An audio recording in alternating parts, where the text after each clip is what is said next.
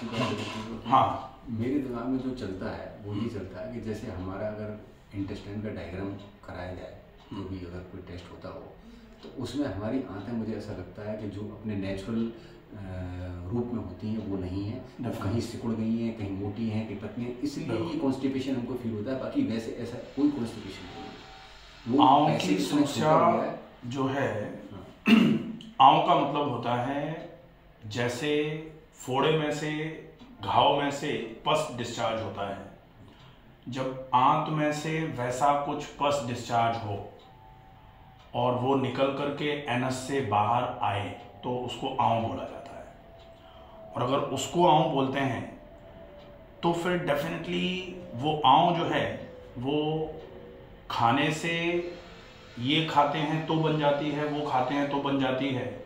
वो डायरेक्ट तो नहीं बन रही है, लेकिन वो खाना जो है वो आंत पर इन्फ्लेमेटरी साइन बढ़ाता है, आंत पर नुकसान पहुंचाता है, और आंत पे जो नुकसान है उसकी वजह से आंत पर जो घाव हैं, आंत पर जो सूजन है वो बढ़ती है, और उसकी वजह से वहाँ से जो डिस्चार्ज होता है आंत में से, वो एक तरीके से खराब चीज़ है। जैसे फोड़े में से पस डिस्चार्ज होकर के फोड़े को सही करने का ही रूटीन बनता है, तो ऐसे ही आंत में इन्फ्लेमेटरी एक्सुडेट्स जो रिलीज होते हैं उनको आंव बोला जाता है। अगर वो रिलीज हो रहे हैं तो डेफिनेटली हमें जो फॉलोअप करना है वो ये कि आंत पर जो नुकसान हुआ है उस आंत के नुकसान को जब तक हम खत्म नहीं करेंगे तब तक ये आंव आना बंद नहीं, रिपेयर करना पड़ेगा, उसको रिपेयर करना पड़ेगा। अब आंत जो है वो पूरे के पूरे आहार तंत्र को अगर हम देखते हैं कि मुंह से आहार नाल, फिर आमाशय, फिर छोटी आंत का पहला भाग, दूसरा वाला भाग, तीसरा वाला भाग, फिर बड़ी आंत दाहिनी तरफ नीचे की तरफ से शुरू होती है, ऊपर की तरफ बढ़ती है, फिर ऊपर से ऐसे बाईं की तरफ चलती है, ट्रांसवर्स कोलॉन, फिर डिसेंडिंग कोलॉन, फिर सिग्मॉइड, और फिर रेक्टम, फिर एनस। अपने छोटी आंत में ही सूजन आ गई, और छोटी आंत में सूजन आई तो फिर छोटी आंत में इन्फ्लेमेशन हुआ। वो इन्फ्लेमेशन का मतलब होता है 5 चीजें। रेडनेस, मतलब छोटी आंत अंदर से लाल पड़ी हुई है, अंदर लाल क्यों पड़ी हुई है? जैसे अगर हम ये हाथ को ऐसे करके जोर से खरोच देंगे तो लाल हो जाएगा। तो ऐसे ही आंतों में खरोचन हो रही है। किसकी हो रही है? हाथ तो ऐसे, नाखून तो लग नहीं रहे हाथों में, तो खाने का ही पार्टिकल जो है ना वो आंत को खरोच रहा है। दूसरा स्वेलिंग, सूजन आ जाती है। तीसरा पेन, दर्द रहेगा पेट में, भीना भीना, नाभि के चारों तरफ जो छोटी आंत का हिस्सा है वो। चौथा हीट, गर्मी, गर्मी रहेगी। और 5वां है loss of function. Loss of function का मतलब कार्य क्षमता में। तो समय समय पर डॉक्टर साहब ये 4 चीजें तो होती हैं, बस एक पेन नहीं होता है। पेन नहीं होता है, पेन नहीं होता है, चलो कोई बात नहीं, ये एक सिम्टम नहीं आ रहा है, बाकी ये चारों चीजें तो आ ही रही हैं अपने। अगर ये चारों आ रही हैं तो इन चारों को अपने को कंसिडर करके इसको इन्फ्लेमेशन ही माना जाए। और इन्फ्लेमेशन अगर ये छोटी आंत में है तो इसको बोला जाता है एंटेराइटिस। अगर यही इन्फ्लेमेशन, यही साइन बड़ी आंत पर हो जाएंगे तो बड़ी आंत को कोलोन बोलते हैं, तो बोला जाता है कोलाइटिस। जब यही 5 साइन आमाशय पर आते हैं तो आमाशय को गैस्टर बोलते हैं, तो हो जाता है गैस्ट्राइटिस। नई चीज नहीं है, वो केवल यही रहा है। अब ये एक्यूट है, रिपीटेशन ऑफ एक्यूट है, repetition of acute for long duration, तो फिर ये धीरे धीरे करके क्रॉनिक में कन्वर्ट हो जाता है। और क्रॉनिक में कन्वर्ट हो जाएगा तो फिर ये आपको इसी तरीके से परेशान कर रहा है जैसे आपको अभी समस्याएं आ रही हैं। इसका इलाज जो होगा वो तब तक नहीं होगा जब तक आंत को पहले हम साफ कर दें एक बार। आंत मतलब पूरा डाइजेस्टिव ट्रैक्ट, होंठ से लेकर के एनस तक पहले बिल्कुल धुले, और धुल के साफ रहे। ऐसा नहीं होता कि आपका कपड़ा गंदा हो गया है तो आज धो दिया लेकिन कल फिर कीचड़ में डाल दिया उसको। आपको अगर बदबू नहीं चाहिए इस कपड़े में से, इस कपड़े की लाइफ अच्छी चाहिए, इस कपड़े में कोई समस्या नहीं चाहिए, तो फिर इसको रोज सही तरीके से साज संभाल इसकी करी जाए। जब भी ये खराब हो तब इसको सही किया जाए, जब भी ये गंदा हो तब तब इसको धोया जाए और इसका ध्यान भी पूरा रखा जाए तो ये ठीक रहेगा। ठीक वैसे ही आपकी आंतों के साथ भी है कि आंतें आपको अब हमेशा के लिए ठीक रखनी है तो हमेशा के लिए आपको ध्यान रखना पड़ेगा। लोग सामान्य तौर पर ये भी कहते हुए पाए जाते हैं कि कब तक फॉलो करना है। फॉलो तो हमेशा ही करना है। अगर फॉलो अप हमेशा नहीं होगा तो फिर आराम भी हमेशा के लिए नहीं होगा। तो अब इसको फॉलो कैसे करेंगे आप? रूटीन का फॉलो अप जो होगा उसमें सबसे पहले एलिमिनेशन, क्लीनिंग के बाद keeping your digestive tract clean. पहले तो क्लीन करना और फिर क्लीन रखना। मैं थोड़ा सा आपको बताऊँ, आपको मैंने पिछली बार बताया था तो आपके ये वर्ड से अरे तुमने क्या हैबिट डाल रखी है और जो है अपनी आदतों को खराब कर लिया है। हाँ, मेरे को 4 एनीमा लेने पड़ते हैं। अब वो प्रॉब्लम है।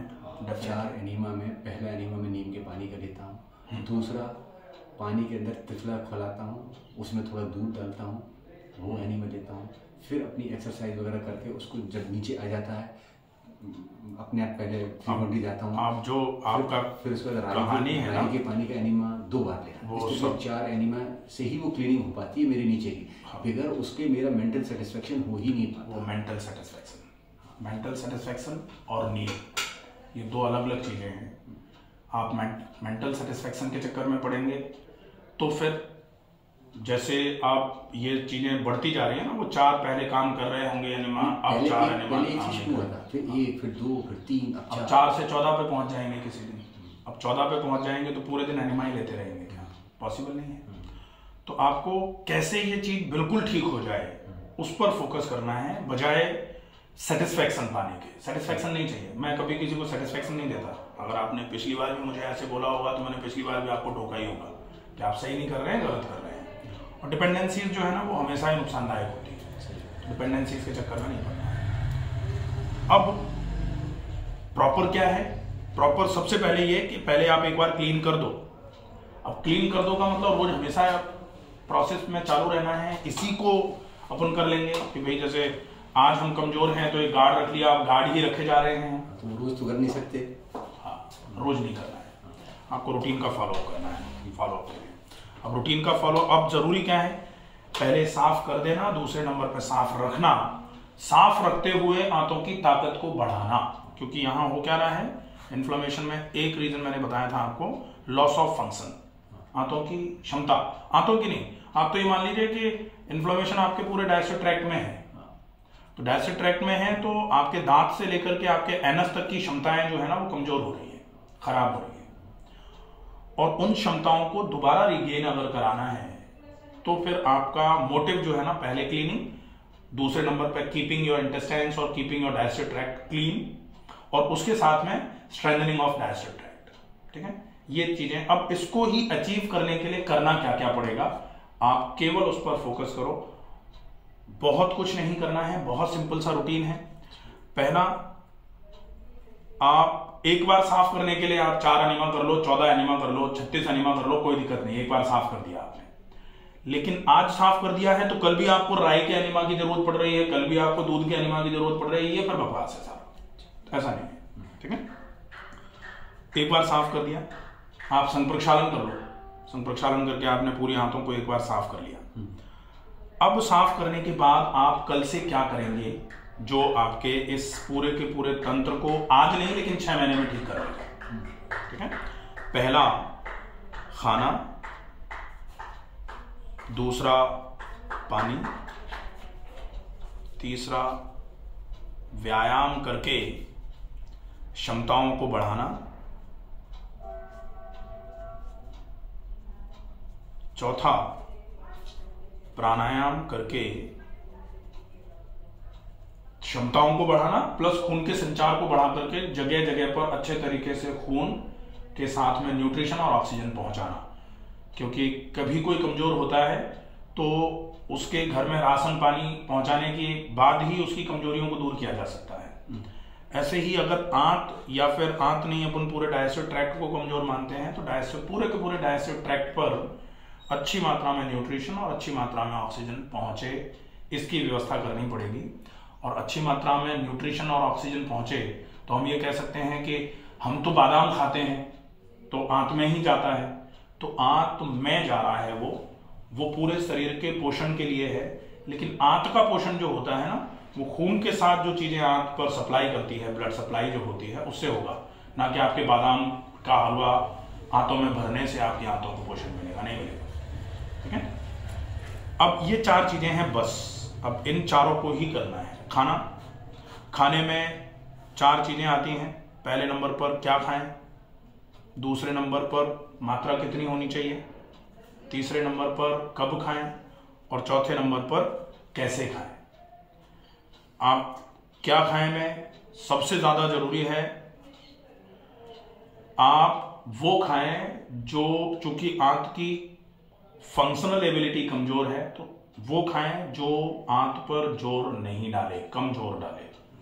तो इजी डाइजेस्टिव खाना आपके लिए उपयोगी रहेगा। इजी डाइजेस्टिव में बेस्ट फूड जो होता है वो होता है आइदर वेजिटेबल दलिया और वेजिटेबल खिचड़ी। वो इसलिए क्योंकि वेजिटेबल का मतलब खूब सारी सीजनल सब्जियां डाल दी आपने, सीजनल ग्रीन, लीफी भी हटा लो आप, तो सीजनल ग्रीन रखो केवल, मात्रा ज्यादा।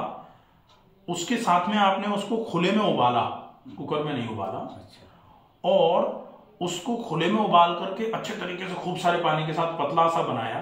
तो उसमें सीजनल सब्जियां भी डाली हुई हैं आपने उसमें सौंफ डाली है, आपने उसमें जीरा डाला है, आपने उसमें धनिया डाला है, आपने उसमें थोड़ा सा सेंधा नमक डाला है, थोड़ी हींग डाल ली है, जो पाचन तंत्र के अच्छा है। अजवाइन, मेथी, ये चीजें आप उपयोग में नहीं लेंगे, ये आपको नुकसान करेंगे। ठीक है, तो ये आपका वेजिटेबल दलिया, वेजिटेबल खिचड़ी, उबली हुई सब्जियां। फल आपको लग रहा है नुकसान कर रहे हैं, लेकिन आप अगर सीजनल फल जैसे नाशपाती आप खाओ, आपको नुकसान नहीं करेगी। मेरा ये है ना, ये कान वाला, ये सब एकदम से ऐसा वो होगा, वो इसलिए तला जाएगा क्योंकि जैसे ही आप कुछ भी ऐसा खा रहे हो जो आपके इंटेस्टाइन को इंस्टेंट सूट नहीं कर रहा है, या फिर वो कचरा निकाल, जैसे इस कमरे में अभी सब कुछ ठीक ठाक है, लेकिन इस कमरे में पेंटिंग करानी है, हमको पेंट कराना है, तो पेंट कराने के पहले इसके पर्दे निकाल देंगे, इसका ये भी निकाल देंगे, इसका ये भी निकाल देंगे, सब तो कूड़ा करकट जैसा लगेगा ये कमरा। लेकिन पेंट करने के बाद जब दोबारा से सारा साज सज्जा कर दी जाएगी तो अभी से ज्यादा अच्छा दिखेगा। तो ऐसे ही जो एलिमिनेटिव नेचर की चीजें होती हैं, वो पहले 2-5 दिन के लिए आपको ऐसा लगेगा कि गड़बड़ कर रही है, लेकिन उनका मूल काम जो है ना, गड़बड़ करना नहीं है, तो वो आपको नुकसान नहीं करेंगी। ठीक है, आप फिर भी आप ऐसा कर लो कि आप नाशपाती खाओ, नाशपाती नुकसान नहीं करेगी। आप चीकू खाओ, चीकू नुकसान नहीं करेगा। आप खजूर खा लो, ड्राई फ्रूट्स में खजूर नुकसान नहीं करेगा, और वो भी भिगो के खाओ आप। ठीक है, मीठा, खजूर तो ऑलरेडी ऐसा गीला सा होता है, हाँ भिगो के खाओ, लेकिन उसको भी, हाँ। मीठा आपको जो दूध की चीजें हैं उनमें केवल छाछ, और वो भी बहुत पतली करके आप ले सकते हैं। दही आपके लिए अभी सूटेबल नहीं है, जुकाम हो जाएगा। हाँ बिल्कुल, जुकाम इसलिए हो जाएगा क्योंकि आपका पूरा तंत्र कमजोर हो रहा है। छाछ थोड़ी ठंडी होती है, आप छाछ में थोड़ा छौंक लगा के ले लो, चलेगा, फिर वो जुकाम भी नहीं करेगी। ठीक है, वेजिटेबल दलिया, बॉइल्ड वेजिटेबल, जो फल आपको बहुत अच्छे तरीके से सूट कर जाएं वो फल। पपीता चीकू में डेली खाता हूँ, 365 दिन पपीता खाता हूँ, चलेगा। और चीकू जब आ जाता है तो खाता हूँ, चलेगा। आप फिर ड्राई फ्रूट्स में आपके लिए मुनक्का है और खजूर है, इसके अलावा आपके लिए कुछ नहीं है ड्राई फ्रूट्स में, कोई अखरोट नहीं, कोई बादाम नहीं, और कुछ नहीं। ठीक है, अखरोट, बादाम और काजू ये आपको देखने भी नहीं है, ये नुकसान करेंगे। तो ये तो हो जाएगा क्या। अब है कब। कब का मतलब जो अभी आप कह रहे थे कि हमको तो ऐसा लगता है कि नहीं खाते हैं तो बहुत अच्छा है, तो वो आपको लग रहा है, ऐसा है नहीं, क्योंकि लगना और होने में अंतर होता है। आप नहीं खाएंगे, थोड़े समय के लिए अच्छा लगेगा आपको, लेकिन वो अवस्था, नहीं खाने को उपवास बोलते हैं। उपवास बहुत अच्छा है, लेकिन आपको वो खाना भी है जिससे आपके शरीर को ऊर्जा मिलती रहे, नहीं तो नहीं खाने से तो आगे जाके शरीर कमजोर हो जाएगा, नुकसान करेगा। तो नहीं खाने की अवस्था आपके लिए नहीं है। ये जरूर है कि आप नहीं खाने की अवस्था में रह रहे हैं तो आप खजूर का पानी, मुनक्के का पानी, गुड़ का पानी ये आप लेते रहिए, इससे आपको ऊर्जा मिलती रहे, और आपका जो हीलिंग है, आपके जब नहीं खाएंगे आंतों में कुछ पहुंचेगा नहीं, पानी से बार बार आंतें धुलती रहेंगी, तो आपकी हीलिंग की कैपेसिटी अच्छी हो जाएगी। लेकिन नहीं खाने की अवस्था मतलब कुछ नहीं खा रहे हैं, और फिर जब भूख लग रही है तो रोटी सब्जी खा रहे हैं, वो नुकसानदायक है, वो नहीं चलेगा। आप 5 दिन बेशक कुछ मत खाइए, लेकिन वो कुछ नहीं में आप दिन में 2 बार खजूर का पानी ले लीजिए, खजूर खा लीजिए 4-4, 5-5 दिन में 2 बार। आप मुनक्के का पानी, मुनक्के खा लीजिए 4-4, 5-5। और अगर चीकू का सीजन है तो आप चीकू ले लीजिए, ये आपके लिए डाइजेस्टिव है, अच्छा रहेगा। ठीक है। अब आती है बारी कि कितनी मात्रा में खाया जाए। तो बेशक मात्रा बहुत कम रख ली जाए, कोई दिक्कत नहीं है, चलेगा। ज्यादा मात्रा का भोजन जो है ना वो आंख पर लोड डालेगा, आंख पर लोड डालेगा तो लॉस ऑफ फंक्शन पहले से ही है। अगर किसी की कार्य क्षमता कमजोर हो रही हो और उसको और ज्यादा लोड दे दिया जाए तो मर जाता है। तो ऐसी स्थिति में आते हैं और खराब हो जाएंगी। इसलिए कम मात्रा में भोजन आपके लिए अच्छा है, लेकिन वो कम मात्रा में भोजन भी दिन में कम से, वैसे तो कहा जाता है एक भुक्तम महायोगी, दो भुक्तम महाभोगी, त्रिभुक्तम महारोगी, 3 बार नहीं खाना चाहिए, लेकिन आप 3 बार खाएंगे। आपका ब्रेकफास्ट भी होगा, आपका प्रॉपर लंच होगा और आपका डिनर होगा। ठीक है। इसके बाद होता है कैसे खाएं। कैसे खाएं में ये आंव की समस्या जो है ना हमेशा के लिए खत्म हो सकती है अगर हम केवल ये समझ लें कि खाने में जो हमने ये 3 चीजें थी इनको हम कैसे खाएं पर भी फॉलो अप डालें। एक ग्रास को आप चाहे दलिया ही क्यों नहीं मुंह में डाला है उसको 60 बार चबा के खाएंगे। ठीक है। क्योंकि ये अगर नहीं कर रहे हैं तो बाकी सब बेकार है। तो आपने मुझसे पिछली बार 100 बार कहा था। हाँ, कम से कम 60 बार इम्प्रूव तो किया है, लेकिन अब 60 बार 100 बार तो नहीं। हाँ, तो वो 60 बार पे तो मैं अब दलिया तो ये कम से कम बताया है। दलिया तो बहुत जल्दी खा लेते हैं हम, दलिया को भी आप बता रहे हैं कि वो तो फिर कोई मतलब ही नहीं है। आप जल्दी खा लेते हैं। दलिया आपने कुकर में उबाल लिया, मिक्सी में ग्राइंड कर लिया, सूप बना लिया, सब कुछ कर लिया आपने, लेकिन आपकी ये जो ग्लैंड्स है ना, mechanical digestion by doctor Ramakant Sharma, आप देख सकते हैं कि मैकेनिकल डाइजेशन किस तरीके से होता है खाने का। और अगर मैकेनिकल डाइजेशन ही नहीं हो रहा है तो फिर केमिकल तो भूल जाइए, नहीं होगा। आप अगर खाने को ऐसे करके उड़ेल देंगे यहाँ आमाशय में तो फिर मैकेनिकल डाइजेशन खत्म है, और मैकेनिकल नहीं हुआ है तो केमिकल भी नहीं होगा। और इनडाइजेशन होगा तो आज नहीं तो कल किसी को आंव की प्रॉब्लम हो जाएगी, आज नहीं तो कल IBS होना है, आज नहीं तो कल कोलाइटिस होना है डेफिनेटली, क्योंकि आदतें ही तो करवा रही हैं सब कुछ। ठीक है।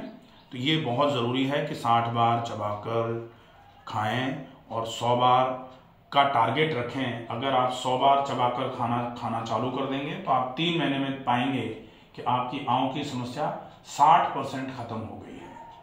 ठीक है। पहला खाना। दूसरा पानी जो है वो कोशिश करिए कि सम तासीर का पानी लिया जाए। गर्म पानी आपके लिए नहीं है बिल्कुल, और फ्रिज का पानी भी नहीं है। आपको जैसे सर्दियां हैं तो सर्दियों में पानी को धूप में रख के चार्ज करके वो ले लीजिए, चल जाएगा। और गर्मियों में आप मटके का पानी का उपयोग कर सकते हैं, बरसात में आप कांच के पानी का उपयोग। तो सादा पानी पीता हूँ सर, मतलब मैं ठंडा तो मेरे को कभी चाहिए ही नहीं, मैं कभी आइसक्रीम नहीं खाता हूँ। बहुत बढ़िया। अब जरूरी है कि आप अगर सादा पानी पी रहे हैं तो पानी को पीने का तरीका क्या है, पानी कितना पिया जाए, पानी कब पिया जाए, पानी कैसे पिया जाए, ये 3 चीजें। तो कितने में पानी कम से कम आपके लिए रहेगा 3.5 लीटर।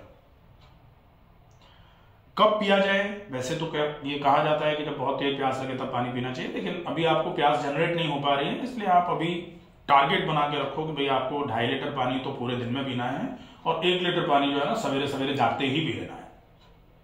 ठीक है। अब आती है पानी की बारी। मैं अभी का रूटीन बताऊं पानी का। सुबह उठ के लेटन गए, वो गलत ही है, कोई मतलब। उसका 2 बार एनिमल लिया, फिर हमने 3 गिलास पानी पिया। कोई मतलब नहीं है। ब्रह्म मुहूर्त होते से उषा पानम, उठते ही सबसे पहले पानी पीना चाहिए। अगर आप उठते ही लेटिन जा रहे हैं तो वो पहला ही रूटीन खराब है आपका। तो 5 गिलास पानी पीता हूँ सुबह।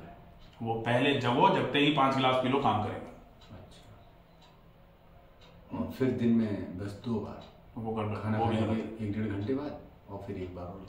सवेरे 1 लीटर पानी पी लीजिए जागते ही, और पूरे दिन में 2.5 लीटर पानी पी लीजिए। ठीक है। अब पानी पीना, कैसे पानी को पिया जाए।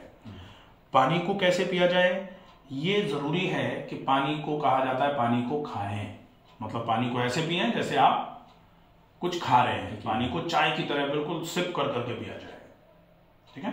और पानी कभी भी ऐसे ना पिए, पानी कभी भी ग्लास से ऐसे उड़ेल के ना पिए, ये ध्यान रखना है।